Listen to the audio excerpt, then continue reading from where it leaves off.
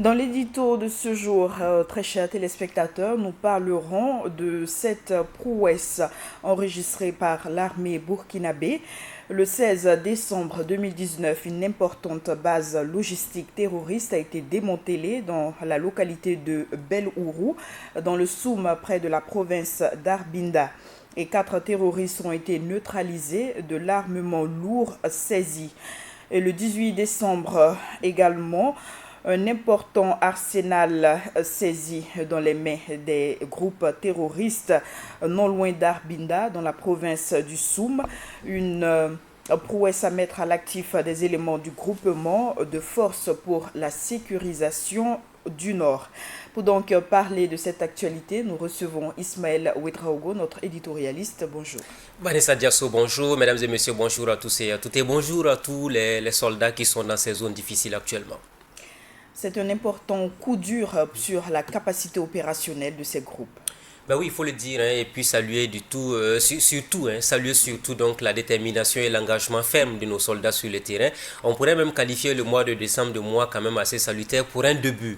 Début parce que depuis quelques jours, pratiquement, tous les communiqués qui nous parviennent font état notamment de la neutralisation ou encore du démantèlement de bases terroristes dans certaines localités du Burkina Faso. Localités surtout en proie à ces multiples attaques, même si on sent quand même souvent quand même un regain de violence dans certains villages, dans certains hameaux de culture. L'armée burkinabé a tendance à se réadapter, à se réorganiser et à faire face à l'ennemi et à anticiper sur l'ennemi. Vous savez que depuis pratiquement quelques jours, l'élément le plus important pour nous et l'ensemble des citoyens, c'est que notre armée ait la capacité d'anticipation sur les ennemis.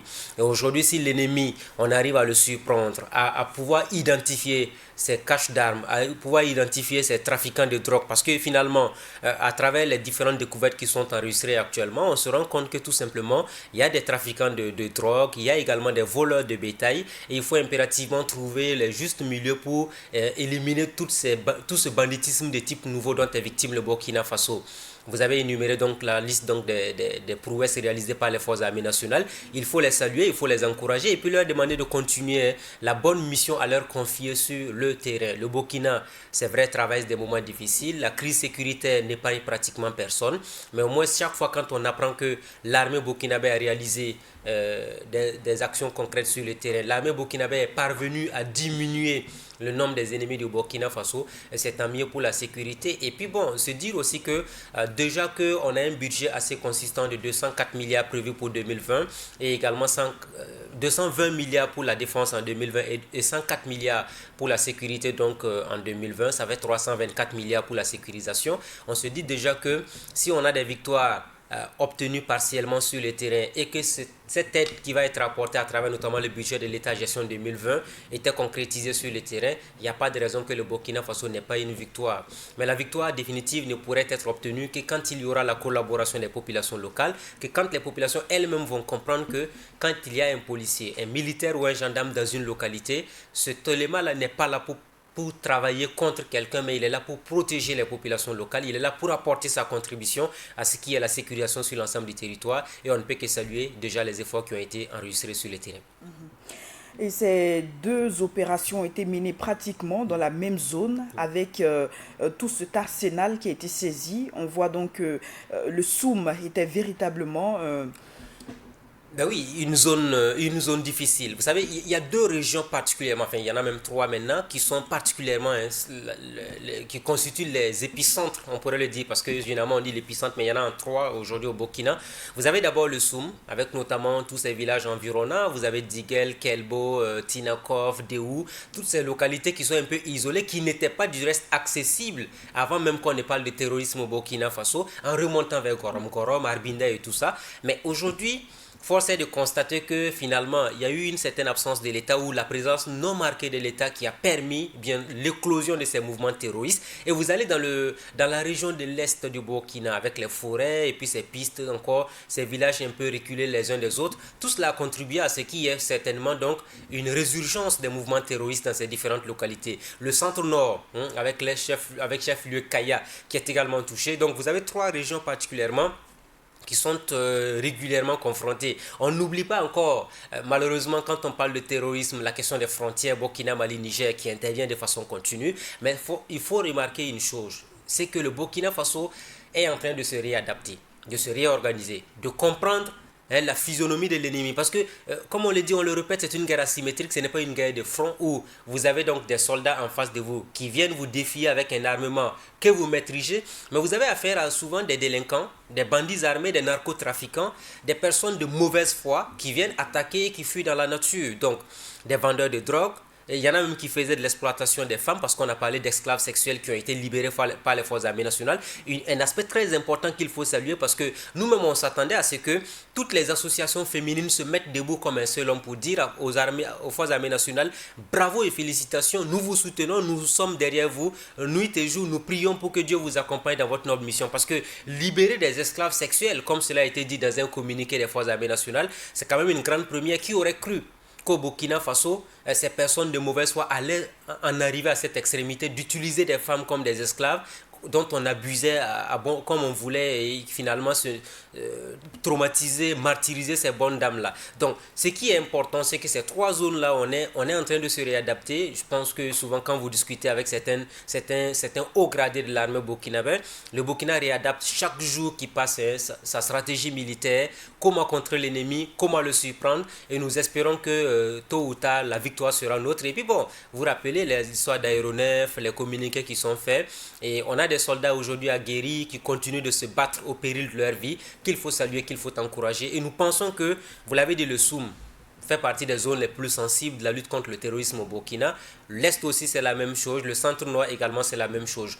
Il y a du travail à faire sur le terrain. Nous espérons que l'armée burkinabé continuera de victoire en victoire et qu'un bon matin, on nous dira, écoutez, les déplacés internes sont en train de repartir dans les villages respectifs. Certaines sources nous le disent déjà, même s'il faut attendre la confirmation de tout ça. Le ministère de l'éducation a fait un communiqué pour dire qu'il y a près de 17 000 élèves qui avaient été affectés par le terrorisme, près de 20 000 même à la limite, qui ont été réinscrits dans les différentes classes. C'est la preuve palpable qu'il y a quand même quelque chose qui est fait sur le terrain, même si ce n'est pas suffisant, parce que nous voulons qu'on ne dise plus jamais que telle personne a été tuée ou telle personne est complice de X ou Y, parce que la paupérisation des populations, la pauvreté ambiante dans certaines localités favorise naturellement l'éclosion de ces mouvements terroristes qui arrivent à acheter les consciences, à manipuler les jeunes, à leur trouver des armes. Et souvent aussi, les bandits armés ont profité de cette situation parce que quand quelqu'un vous dit qu'il est terroriste, il va tuer quelqu'un pour voler son bétail. Ce n'est pas un terroriste, c'est un bandit armé qu'il faut impérativement neutraliser.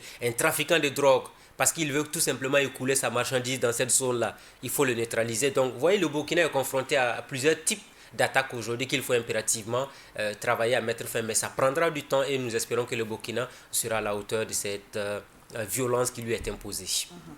Alors, lundi dernier, Ouagadougou a abrité une conférence publique sur la situation nationale. On se rappelle tous que les propos du colonel Gilles Bationo avaient été largement relayés sur la toile. Alors, c'est la preuve que le moral est haut. Le colonel Bationo qui a rappelé aux populations leur rôle dans cette lutte. Oui, alors, avant de revenir sur la conférence publique, nous avons assisté à la cérémonie de prise de commandement du commandant de la 3e région militaire, le colonel Diallo. C'était donc au camp 71. Général Babassi. Et ce jour-là, le colonel Bationo, chef d'état-major de l'armée des terres, avait également pris la parole pour dire qu'il n'y avait pas deux pays. On n'avait pas deux pays. Il faut se battre, il faut se battre, il faut se battre. Il a même dit quelque chose de plus intéressant lors de la dernière conférence. La tâche du soldat est grande comme une montagne, mais sa mort est légère comme une plume. C'est la preuve palpable que le soldat, c'est au péril de sa vie qu'il arrive à se battre au quotidien pour sauver la nation, pour préserver ce qu'on appelle l'intégrité territoriale du Burkina Faso. Alors, la collaboration, elle est importante. Il a même dit en substance, quand vous arrivez dans un checkpoint, quand on vous dit de vous arrêter, arrêtez-vous. Il n'y a pas d'indiscipline qui tienne dans ce contexte d'insécurité continue au Burkina Faso. Il n'y a pas de... Comme il a dit, moi j'ai bien aimé cette phrase qu'il a prononcée, que tu sois docteur, professeur ou quel que soit le rang social que tu occupes dans la société, ce qui est important, c'est de respecter les consignes de sécurité qui sont données. Le militaire, le policier ou le gendarme, il est permanemment angoissé parce qu'il ne sait pas d'où peut surgir l'ennemi. Et aujourd'hui, vous savez que quand on porte la tenue, on est une cible particulière. Hein. Naturellement que l'ennemi, c'est une fierté pour un bandit armé, un narcotrafiquant et toutes sortes de personnes de mauvaise foi de dire que j'ai tué un gendarme, j'ai tué un policier ou j'ai tué un béret rouge. Donc, ces personnes-là, quand vous les voyez en armes, ils jouent leur survie, mais ils jouent aussi la survie d'une nation, d'un pays. Donc il faut les respecter, leur apporter tout ce qu'il faut comme contribution. Et comme il l'a répété et il l'a dit avec beaucoup de maestria, c'est important que les populations elles-mêmes comprennent que la sécurisation, là, on ne peut pas avoir des militaires, des policiers ou des gendarmes dans tous les hameaux de culture du Burkina. C'est vrai que le processus a un peu avancé avec le dernier conseil des ministres, avec notamment la définition des modalités de recrutement pour ce qui est du volontariat pour contribuer à la lutte contre l'insécurité. Mais il faut impérativement comprendre que quand on est dans une localité, le policier, le militaire et le gendarme ne vient qu'en complément de ce qui est fait sur le terrain. On ne demande pas aux uns ou aux autres de créer des milices privées ou encore à quelqu'un de remplacer l'État. L'État continue d'avoir le monopole de la violence. Dans le sens positif, cela s'entend. Mais au moins qu'au niveau local, tout le monde essaie tant bien que mal d'être un complément d'information. Et une fois de plus, nous sommes revenus encore sur un terme que nous avons l'habitude d'utiliser de façon continue, avoir le réflexe sécuritaire. Le réflexe sécuritaire, ça veut dire que même si vous êtes à Ouagadougou, Bobo Dioulasso, Koudougou, Banfora, Kaya, Tenkodogo, Waïguia, bref, peu importe la ville dans laquelle vous vous trouvez, il faut avoir ce qu'on appelle le réflexe de dire toujours aux forces de sécurité: ah, il y a telle ou telle situation compliquée ici, aidez-nous à l'élucider. Vous allez vous rendre compte que le 10-10 existe. Vous avez le 16 pour la gendarmerie nationale, le 17 pour la police, et vous avez encore d'autres possibilités qui vous permettent naturellement de contribuer à ce qu'on puisse sécuriser l'ensemble du territoire. Si tout le monde n'est pas conscient qu'à tout moment on peut être victime de ce qui arrive aux autres, eh bien on ne s'en sortira jamais. Mais dans la conjugaison de nos efforts, dans la participation collective, il n'y a pas de raison que le Burkina ne prenne pas victoire sur l'ennemi. Et dans cette dynamique d'offensive, on ne peut que souhaiter que la victoire reste burkinabé. La victoire sera burkinabé. Aucun pays n'a été vaincu par le terrorisme. C'est vrai que certaines informations nous font croire que le Burkina ne pourra pas s'en sortir de sitôt. Certains même veulent que la guerre ne finisse jamais. Vous savez que même au niveau local, on vous dit souvent, il y en a qui leur vendent du carburant, qui leur donnent des fournitures, qui leur donnent des aliments. Les populations locales elles-mêmes, il y en a qui pensent que le terrorisme est une mine d'or, alors que le terroriste n'a pas d'amis. À toutes ces personnes qui sont dans ces villages, qui nous écoutent, qui regardent Burkina Info, qui pensent qu'un terroriste vient vous donner 500 000 ou 1 million, vous lui donnez du carburant ou des unités, vous lui donnez des aliments, il n'est pas votre ennemi, parce que le jour qu'il apprendra que vous l'avez trahi en une fraction de seconde, il va venir vous égorger ou vous tuer. Donc ne travaillez pas avec ces ennemis de la nation, parce que ce ne sont pas des bons exemples. Il faut impérativement que ce genre de message aussi soit diffusé auprès des populations locales pour qu'elles puissent comprendre que la lutte contre le terrorisme implique tout le monde et personne ne gagnerait à faire du chiffre ou encore des affaires sur le dos de la mort de d'autres citoyens. Donc ça veut dire que nous devons tous être des acteurs de la lutte et chacun pourra apporter sa contribution à l'édification d'une nation de paix, même si ce mot édification d'une nation de paix est très souvent utilisé par les acteurs politiques. Merci pour vos analyses. C'est tout pour l'édito de ce jour. Merci pour votre attention.